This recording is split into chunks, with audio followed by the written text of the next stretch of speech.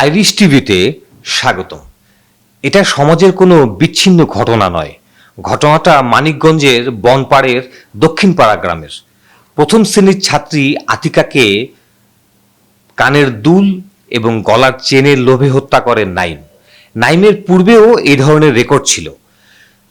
ঘটনা প্রবাহে সর্বশেষ নাইমের সাথে আতিকাকে দেখা যাওয়ার সূত্রে নাইমকে জিজ্ঞাসাবাদ করলে নাইম হত্যার কথা স্বীকার করে এবং ভুট্টা খেতে আতিকার লাশ দেখিয়ে দেয়। এতে আতিকার পরিবার ক্ষুব্ধ হয়ে নাইমের বাবা পান্নু, চাচা ফারুক এবং চাচাতো ভাই নাজমুলকে তুলে নিয়ে গিয়ে পিটিয়ে হত্যা করে।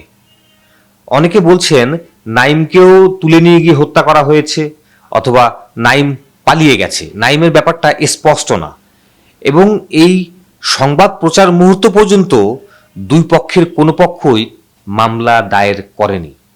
ঘটনা থেকে এটা স্পষ্ট যে এক, আমাদের সন্তানের উপর আমাদের নিয়ন্ত্রণ কতটুকু। দুই, বাংলাদেশের প্রতিটি ঘটনা এটাই প্রমাণ করে যে আইনের প্রতি শ্রদ্ধা বা বিশ্বাস কোনোটাই আমাদের নেই এবং এটা পরিবার থেকেই প্রদান করা হয়।